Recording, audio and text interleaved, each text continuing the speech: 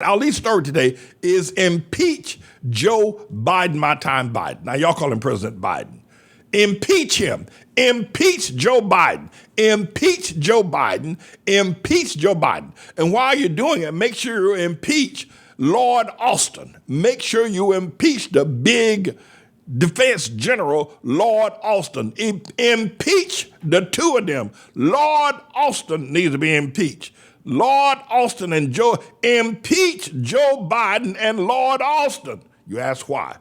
For the carnage, for the pain, for the hurt, for the death, for the embarrassment, for the shame they have brought to America. Shame on you, Joe Biden. Shame on you, Lord Austin. Shame, shame, shame on you. And that's being uber polite, where this not if you will, family broadcast, the language will be a lot stronger. Shame on for the carnage, the murder, the blood that's now being shed in Afghanistan. You need to be impeached, Joe Biden and Secretary of Defense Lord Austin. Listen, the advice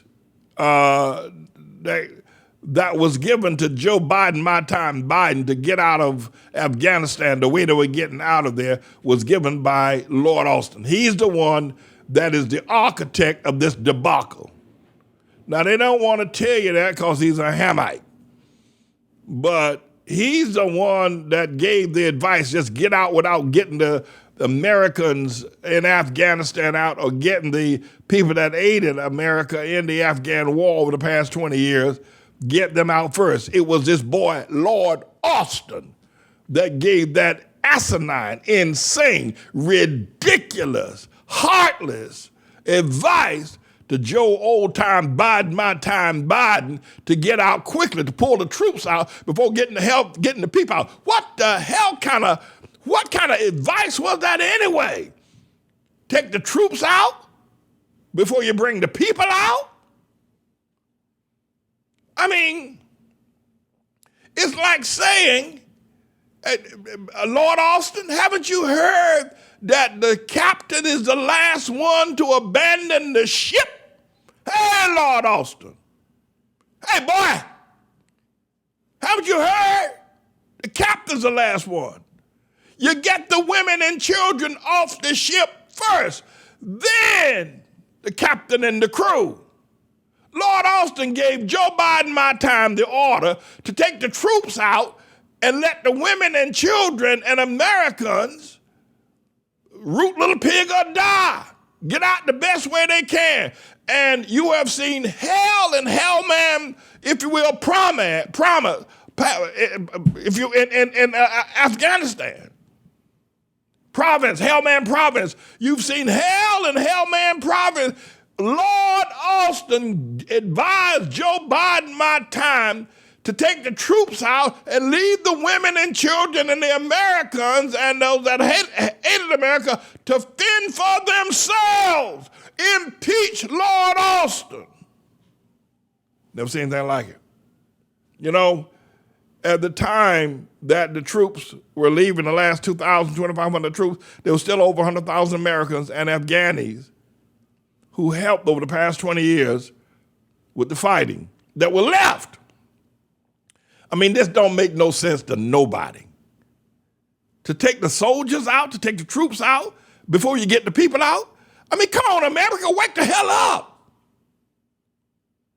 And that's what Biden was doing, and standing there very confidently talking about there'll be no reprisals, all will work well, this plan will work, the Taliban will not. What? What? Take the captain of the ship and the crew off and leave the women and children on the ship, and you get off and sail away safely. Impeach Joe Biden. And you know, the other thing that Biden is doing is this, is that he's blaming Trump. Now, I'm no friend of Trump. Everybody knows that. Everybody knows I ain't no friend of Triple Agent Trump. Everybody knows that. But I got to say something here. This is absolutely childish and ridiculous, if not laughable, that Biden is now trying to say that, well, you know, Trump had set the deadline for May the 5th. to get to end the war in Vietnam in Afghanistan. And when he came into power, he extended it to August, as if somehow or another he said if Trump had not set the deadline date, all this wouldn't be happening. What a wimp! What a wimp! You know, Joe Biden is the president of the United States. He could have changed what Trump said. He said, we ain't never getting out. And what Trump had said, now he's trying to put the blame on Trump. I mean, there's a lot of things you can blame Trump for, but you can't blame Trump for this. Trump ain't had nothing to do with this, and I do believe that if Trump had Trump would have gotten the personnel, the baby, women and children, got the women and children out before the damn soldiers got out. Biden said, Biden and Lord Austin said, get the women, get the soldiers out, and we'll worry about the women and children later. You're a general, man? What's wrong with you? A general? And the president of the United States said, get the troops out first before the women and the children? Listen, that's not all. If it stopped there, one might be able to live with it. Joe Biden still need to be impeached. But now, Joe Biden is not showing any empathy. Here's the guy, every damn time I turn around for the last year and a half, he's been talking about his son, his wife, wife got killed in a car and his son, Bo, that died, and he feels your pain and he knows what it is to have to go through all that. Every damn time I turn around, I said to myself, if Joe Biden said to me, look one more time and I know what it's like, I'm going to start screaming. But now when it comes to the Afghans, the Muslim family over there, the people that ate it, no empathy, no sympathy. Here's everybody, empathetic Joe. Joe understands he's not like Trump. Joe understands he's empathetic. Trump has no feelings for nobody. I swear, Joe Biden is acting as cold-blooded as Iceberg Slim towards these Afghan people trying to get on board that plane. You see them running alongside the plane? They're running along trying to get on the plane while the plane, the C-17 is taxiing down the runway. A couple of them jumped on the plane. Some of them got in the wheel well of the plane. And when the wheel well came up, crushed them. When they landed, found dead bodies inside the wheel well. And Joe Biden has shown no empathy. He's offered no prayers. The plane took off. People fell from the wings. And Joe Biden, my time, has offered no empathy. He's supposed to be so damn sympathetic, so understanding of pain and death when it comes to that boy he is, or to his wife and everybody. But now, no empathy for the Afghanistan. Seems to me like he's a big time. What is this? America, what y'all doing with this boy Joe Biden and Lord Austin? What y'all doing? Can you see the pain? And they still don't know how they're going to get him out. 100,000 Americans. Well, at least 15,000 Americans, I should say, and another 70,000 of people, Afghanistan people that got to get out there. The Taliban gonna kill them. And blaming Trump, trying to make Trump the scapegoat. I mean, did you ever see anything like this? Look at this C-40, C-17. Look at this. Look at that. And by the way, Biden didn't arrange for that. These people got down that plane on themselves. I tell you, and not only is he blamed Trump, but now he's saying, well, we're not going to fight a war. Our sons and whatever died for people that won't fight for themselves. Damn. Now he's blaming Afghanistan. I'm gonna say that Joe Biden has got some black boy in him. No, because black people blame everybody but themselves. They never take responsibility for anything. It's always the white man. It's always the white man. It's always the white man. White man did. White man killed me. White man stole me. White man's ice is colder than mine. White man sold me some tires, sold me some ice, but the ice he sold to the white man was colder than the ice he sold to me. The white man's ice lasts longer than my ice. The white man is against me. The white man. Not Joe Biden is blaming the Afghans. Well, they didn't fight for their own nation, so we ain't gonna fight. You've been in there for 20 years. What a piss poor representative leadership. This boy ain't got no business being the president of the United States. Impeach him. Impeach him. Impeach him. Biden is probably one of the weakest presidents that America's ever had, and we've had some pretty piss poor ones. And then he got that boy over on the side of him, that boy Lord Austin. That's the boy that told him to get the soldiers out before getting the women out. But that's how black people think. The black man, he said, the hell with the women and children, every man for himself, and the women do the best they can. That's how black men think. Oh, black man, I'm a home black man. Well, black man deserts his women and children. Well, Lord Austin was the one that gave the command to desert the women and children in Afghanistan and those that aided and get the troops out first. Black man got to take care of himself first. This guy. You've never seen anything like it. And I'm just being honest. And everybody knows it. I'm calling on Nancy Fancy Pelosi and Mitch McConnell to call for an investigation. And that Lord Austin be exposed as a typical black man. Leave the women and children behind to suffer and root little pig or die. Now, there need to be an investigation. And, I don't know the legal ramifications of the presidential and all that kind of thing. I'm not a legal scholar. I'm not a lawyer. But if possible, I believe that Joe Biden, my time, and Lord Austin ought to be charged with war crimes. And not only that, they ought to have to register as a racist and a xenophobe to leave them Afghanistan people there. Now, probably Lord Austin will leave black people no matter what, so you can't call him a racist on that. He's just a typical black man, because black men leave their families and leave everybody, and they go for themselves. They go for broke. You probably call him a xenophobe. I don't know legally whether you could do that or not. I don't know if you can. But I can tell you this is a tragic event, my friends. There's still another 85,000 people over there in Afghanistan. Some in Kandahar, some in Helmand province, and some in the other Kunduz. Some of them and all these other nations where Herat is another one I was trying to think of just a moment ago. And how they gonna get from Herat to Kabul on those mountainous roads? How they gonna get past that to try to get to the airport with their papers in their hand? And when they get there, this is, and they're not gonna get out. They're gonna die. I can tell you this: they're not gonna get out. The Taliban ain't gonna let these people. Even if the people that are living in Kabul are not gonna be able to get to the airport, it's a 4 miles run from the airport to Kabul, they ain't gonna be able to make it because the Taliban ain't gonna let it happen. They're not gonna get there. People gonna die because Lord Austin said, take the troops out before the women and children. My friends, I'm not making any of this up. You may not agree with my language. You may not agree with my emphasis style. You may not agree with my in-your-face truth. But we can't let this stand. We can't not hold Lord Austin and Joe Biden accountable with impeachment procedure. We can't let this stand. We already lost, our respect globally. Nobody respects America anymore. Hell, people in the ghetto got more respect than America now.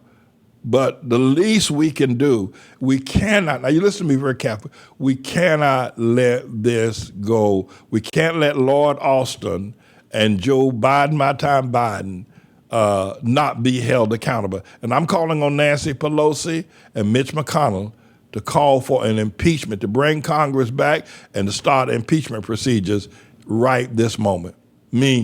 I'm James David Manning, everybody. I'm the Lord's servant.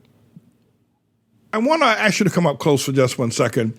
And I want to talk to 3-year and older veterans of the Trust in the Lord Hour, the Open Rewards Prayer Meeting, the Manning Report, and the Pulpit of Power, those 4 ministries that we do every week, producing at least 20 different ministries or sermons every week. If you are a 3-year or older veteran, by old I mean 4 years, 5 years, 6 years, 7 years, 10 years, 12 years, older veteran of any of these ministries that we do on a daily basis every week, and you are not a supporter, you've not joined with the ministry to give to pledge your support and your alignment with what we've been teaching. My question is why? You've had 3 years to observe us. You've had 3 years to listen to us on a daily basis, all weekend, all day long, any hour of the day. We're broadcasting. You've had 3 years to watch our various successes. You've 3 years to watch our ups and downs. You've had 3 years to listen to the tenor or the consistency of what we have said, whether we are consistent or whether we're all over the chart and what we do and what we believe. You've had 3 years to watch people around us who have made the commitment to join with our ministry in church and to financially support it. And by the way, I want to give another shout out to Brother Jesse Munoz out there in San Bernardino, along with Goldfinger, who is just extraordinary giver, and others that do extraordinary giving to our ministry. My question is to you, if you are a 3-year veteran or older, why haven't you joined? Why haven't you committed? And I suppose some of the reasons would say, well, Pastor Man, I belong to another church. And why? How could you, after 3 years of hearing me teach about the Sabbath, about righteousness, about the tribulation, and listen to me faithfully as you do, and still go sit up in another pastor's face? How could you be? It's like a woman sleeping with 2 men. You know, one she likes during the week and the other she likes on the weekend. It's hypocritical. How could you do that? I mean, essentially, you started 3 months ago. I can understand. Well, it may take you some time to evaluate. It may take you some time to look at me, to discover, who I am. You say, well, Pastor, that's not that I don't belong to another church or ministry. I'm with you. But there's some things you say I like, and there's some things you say I don't like. Why? Why is it that you've made a decision that there's some things that you don't like are stronger than the things that you do like? I am not a psychiatrist, but I am an analyst. And I have to tell you, I analyze the world, understanding. The understanding and wisdom tells me this, that if there are things that a person such as myself that I am saying, there is no room to disagree with what I am saying unless your purpose is to find something to disagree with. Let's say, for instance, you say, well, I like the fact that you talk about Obama, but I don't like the fact that you talk about Trump. Let's say, for instance, you're one of those, right? Well, the purpose, it isn't that you just like what I say about Obama, but don't like what I say about Trump. What it is that you are looking for a reason to support Trump. It isn't that you don't like it. It's just that you don't like the fact that I'm saying something about him. It isn't that what I'm saying is wrong. Let me put it that way. It isn't what I'm saying is wrong or indifferent. You know it's right. But you've lived your life, or you've come up, or you've been raised with a doctrine that you can really live in a false reality. That's where you are. You've been raised in a doctrine that you can live in a false reality. That is to say, you can like the truth about Obama, but you don't like the truth about Trump. And it's the same truth. It's the same truth. There's no difference. But because you have been indoctrinated to live in a false reality, you are really a person who needs psychological debriefing. But trust me, there are zillions of people around the world who live that way. There are people who know what I'm saying about Trump or Obama is right. They know it, but they choose to ignore it based on the fact that they find a reality that isn't true, and they've settled in there. Say, that's one of the reasons why I've not made a commitment, because, I don't like the fact, I wish you would support what I support. But the truth of the matter is, then why do you come? You've given 3 years or more of your life to listen to me? 3 years of your life to listen to me? And you're not tired of listening to me yet? And you've given 3 years of your life, and over the past 3 years, your life has been greatly upgraded. You've learned, you've been educated, you've been enlightened. And let me say this to you. If you make the commitment, say, well, Pastor, I'm joining with you, and I'm going to support, I'm going to do the tithe and offering, I'm going to do the first fruit, I'm going to keep the Sabbath. your life is going to soar. Now listen to me very carefully. Now I'm not going to leave you alone after this. Listen to me very carefully. You come as often as you come over the past 3 years because you're being helped. You're being educated. You're being enlightened. Right? Right. But the thing that you like, whether you say, well, I like what you say about Obama, but I don't like what you say about Trump. You do the same thing with the Word of God, such as you like the things I say, the teachings that I say, the way I explain the Bible, the way I break it all down and make it clear. But when it comes to things like money or tithing and offering or the Sabbath, well, that is also true, but because of your false reality, because you really need a psychological debriefing, because of your false reality, you choose not to believe the tithe or the first fruit or the Sabbath. Now, it isn't that it isn't true. It's as true as all the other things I've said. But you live in a false reality where you try to ignore the truth about the tithe, and so you don't do it. But everything else I say is good to go. Everything I ever say is good to go, good enough to share with your friends. It makes you laugh. It educates you. It enlightens you. But the tithe, well, and the full commitment to the ministry, well, the first fruit offerings, well, the Sabbath, that's all true as well. But you have chosen and you've been raised and indoctrinated to have a dual reality, which is dangerous. Jesus said this, and I'll leave you. He said, I would rather you be either hot or cold, but not lukewarm. You're lukewarm.